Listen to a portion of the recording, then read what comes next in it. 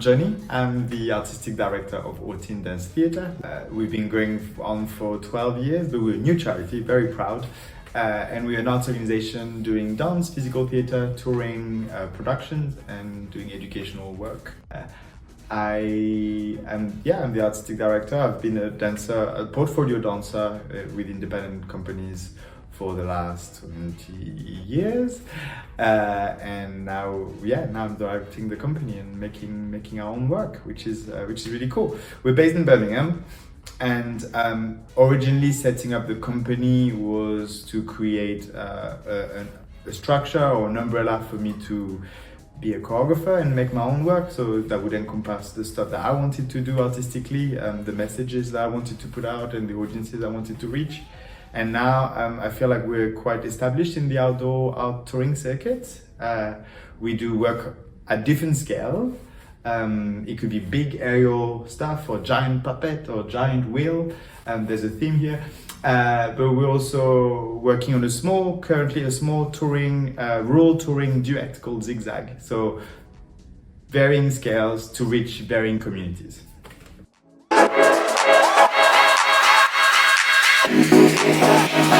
Some of the focus area of our work is it's a little bit of a take on the world we live in. It's also slightly autobiographical. There's always a bit of the maker in the work, especially in dance work when it's such an embodied practice.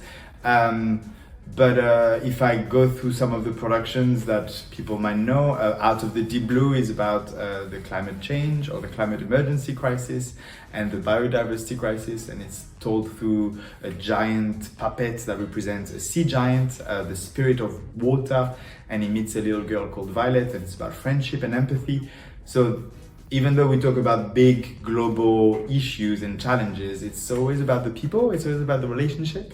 One of my earlier work was called A Positive Life, and it was around sexual health and relationship and love and sex and gender. And it was quite an educational theatre dance fusion. And it was about relationship. It was about how we interact as teenagers or young adults, and how we learn about one another and how we heal with one another through our relationships. So I guess it's always about people and it's always about relationship with a different lens.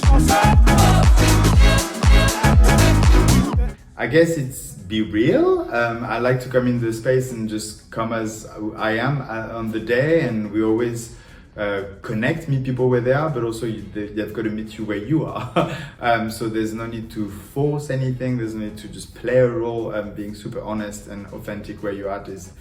People can read authenticity really well. So if you're not real, people will read it, and you want to be as real as you can because you're meeting them where they're at, which is a privilege to go to meet people where they're at in their local communities, their youth centers, their schools, sometime in the street, sometime in a park.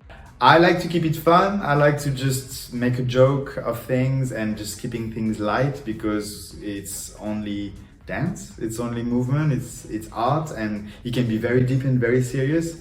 But when we work with local participants, you got to keep it fun. You got to make sure that their time is valued, and also not to be afraid to challenge people. People don't want it easy in terms of not necessarily the dance, but in terms of the concept, the practice. You don't need to break down and water down something sometimes to a level that is insipid. It's got to be interesting. It's got to have good. You can have a bit of grit, and you can have we bring something else. We always do dance, the body, and also because there's always a bit of a barrier sometimes when it's the body or vulnerability, we bring that other thing. So it could be a puppet, it could be a bamboo stick, it could be a cog, a wooden reel, or a piece of fabric. With parade, it's a white handkerchief, a little bit of a wink to Moorish dancing. There's a white handkerchief that we just create beautiful patterns with them. So I like to use an object as a way of focusing on something, and also because object manipulation and puppetry is just beautiful stuff.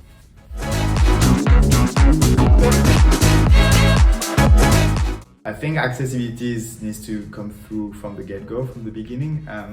It shouldn't be an afterthought, same as inclusion and diversity. But whenever we make work, we consciously just make work that is non-verbal, that is highly visual, that is loud in its message, in its physicality. We're quite bold, we're quite in your face. People can't miss it. But yeah, when we go abroad, the non-verbal and the emotional, physical cues and the body language is super important, especially when we're having audience participation or audience interaction. Dance is it transports our minds into different places that it transcends language. But when we go into different communities, it also feels like we're going to meet people that are stranger to us. There are different cultural nuances in each location where we go to, and I think the same thing applies. Just being very open and honest and authentic in who we are, and meet them where they are, just makes the magic happen, really.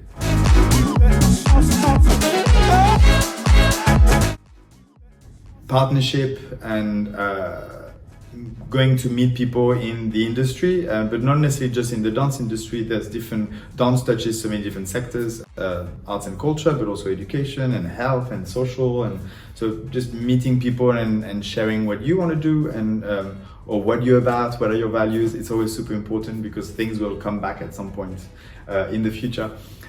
When I first moved to Birmingham almost 15 years ago, there was not that much support for professional dancers, and we, with the help of lots of other organizations, we've set up a Brom Pro class, which was a regular provision of professional dance classes twice a week.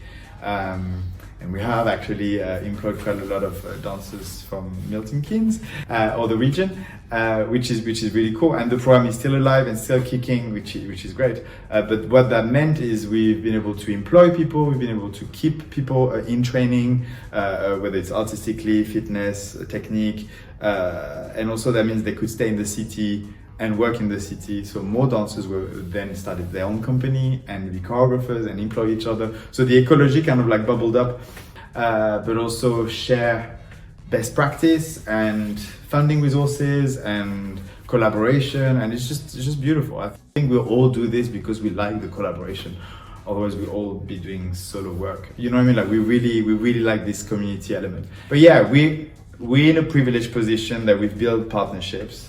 But it takes work, it takes investment, it takes a lot of rejections, and it also, I think it's important to keep showing up again. Like, people change in different job roles, but the sector still needs artists for it to survive, and schools need dance teachers to go and teach, and so the whole ecology.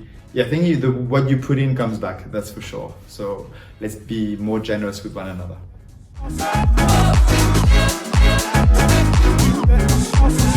There's some of the obvious one where you've nurtured some youth dancers as part of your all-male youth company, and then they went on to intern, work placement for you, and then went to conservatoires and are currently at conservatoire level, which is always a pride. But maybe less professionalization. I think when you meet community cast members, and there could be a grandma or a mom or an uncle, and just go, I never thought I'd do this. And actually they just find themselves doing it. The sense of pride, the sense of the confidence that grows throughout the project, it's just wonderful. And I think those little moments when I see somebody that surprised themselves in the design of a lantern, or how they've managed to puppeteer a massive owl, or like all those moments where they surprise themselves by how great they are, and I always go, remember that feeling, because what else can you do? Like, what else can you tap into? I'm wild in terms of my own ambition, but my ambitions for others. I'm like, you guys, we can all be a little bit more coming out of our comfort zone for our own greater good, for our own wellness and well-being. So yeah, I'm a bit of a pusher, a gentle pusher with kindness, but it's nice to see people come out of themselves and just go, because it shines brightly.